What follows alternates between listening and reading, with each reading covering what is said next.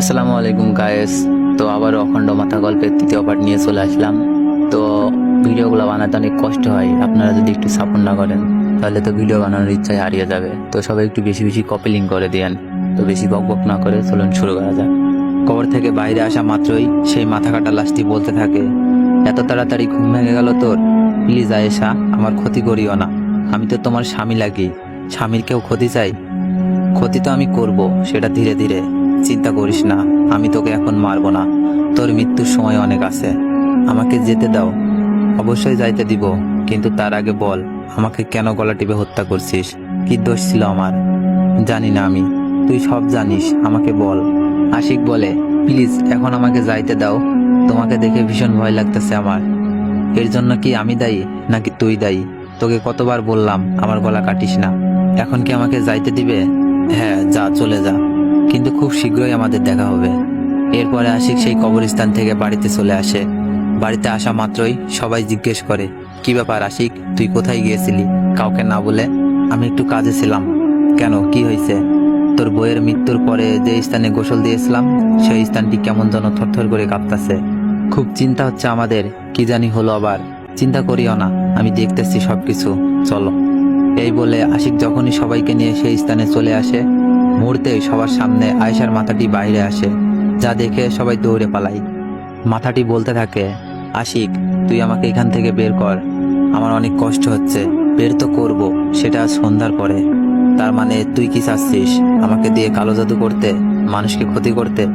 হ্যাঁ ঠিক আছে, আমি দেখব তুই আমার কি করতে পারিস। তোকে সত্যি পস্তাতে হবে, দেখা যাবে। এই সব কিছু সবাইকে দেখার পর আশিক জিজ্ঞেস করলো, কি ব্যাপার আশিক, তুমি কি করছো আয়েশার সঙ্গে? সব সত্যি বলো, সবকিছু সন্ধ্যার পরে জানতে পারবেন, এখন আমাকে একা থাকতে দিন। ঠিক আছে।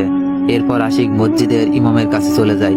সেখানে গিয়ে জিজ্ঞেস করে, হুজুর আপনার কথা মতো আমি সব কাজ করছি, আপনি সন্ধ্যার পরেই কিন্তু আসবেন। আরেকটি কথা, আয়েশার মৃত্যুর পর এত শক্তি কোথায় পেল? হ্যাঁ, যেখানে যাই সেখানেই আয়েশা আমাকে অতিষ্ঠ করে ফেলতেছে। এইসব শোনার পরে মুহূর্তেই হুজুর আয়েশার রুমে চলে আসলো, যা দেখে আশিক বেশ আশ্চর্য হলো। এই তুমি এখানে?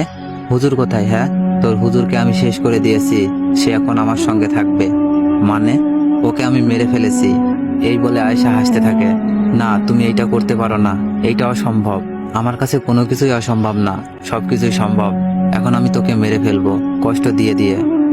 না, কাছে আয়, তোর একটু রক্ত খাবো আমি। না প্লিজ আয়েশা, আমার কাছে আসার চেষ্টা করবে না, কাছে আসলে খুব খারাপ হবে কিন্তু। কে শোনে কার কথা? আয়েশা ধীরে ধীরে আশিকের দিকে এগোতে লাগে। প্লিজ আয়েশা। আয়েশা আবার হাসতে লাগে, তোর রক্ত পান করবই আমি। এইসব বলতে বলতে যেই না আশিকের কাছে এসেছে, ঠিক সেই সময় পেছন থেকে হুজুর এসে আয়েশার গায়ে একটু পানি ছিটা দিল। মুহূর্তে আয়েশা কোথায় যেন হারিয়ে গেল। এটা দেখে আশিক বুক ভরে নিঃশ্বাস নিল এবং হুজুরকে বলল, হুজুর আপনি নাকি মারা গিয়েছেন, তাহলে আবার বেঁচে উঠলেন কিভাবে? আরে পাগল, আমাকে মারা এত সহজ না, আমার প্রাণ ভোমরা অন্য কোথাও লুকিয়ে রেখেছি। যতদিন না কেউ আমার প্রাণ ভোমরাকে মারতে পারবে না, ততদিন আমি বেঁচে থাকবো। হুজুরের মুখে কথাটি শুনে আশিক বেশ আশ্চর্য হলো, কারণ একটি মানুষের পক্ষে এইটা সম্ভব না। নিশ্চয়ই হুজুরও কিছু একটা। আশিক ব্যাপারটা বুঝতে পেরে চুপ হয়ে আছে। কি হলো আশিক, কথা বলছিস না কেন? ভয় পেলে নাকি? আরে না, আপনি থাকতে কিসের ভয় বলুন। আচ্ছা, আপনি কখন আসবেন আমাদের বাসায়? ঠিক সন্ধ্যার পরে। ঠিক আছে, আমি তাহলে আসি। আপনি সময় মতো আসেন কিন্তু হুজুর। ঠিক আছে। এরপরে আশিক বাসায় এসে ভাবতে থাকে, সত্যি কি হুজুর মানুষ নাকি অন্য কিছু? এইসব বেশ কিছুক্ষণ ভাবার পরে আশিক চিৎকার করে আয়েশাকে ডাকে, আয়েশা প্লিজ তুমি আমার সামনে আসো। আশ্চর্যজনকভাবে আয়েশা মুহূর্তে সেখানে উপস্থিত হয়। বল, কেন ডেকেছিস আমাকে? আচ্ছা, হুজুর কি সত্যি মানুষ নাকি অন্য কিছু? সেটা তুই জেনে কি করবি? সেটা তো তোর শোনার দরকার নাই। প্লিজ বলো। শোন তাহলে, তোদের মসজিদের ইমাম হুজুর না, ও একটা দুষ্ট জিন। কিন্তু মানুষ রূপে আছে কেন? আসল কাহিনী কি? ও আরো শক্তিশালী হওয়ার জন্য মানুষের রূপে এসেছে। মানুষকে বোকা বানিয়ে অনেক কিছু করতেছে, যার মধ্যে অন্যতম হলো নিজের বউকে নিজেই মেরে ফেলবে এবং তার মাথা কেটে নিয়ে এসে ওকে দিবে। ও মাথা কি করে? ও দেবদেবীর পূজা করে। কি? তাহলে আমি কি নিজের পায়ে নিজেই কুড়াল মেরেছি?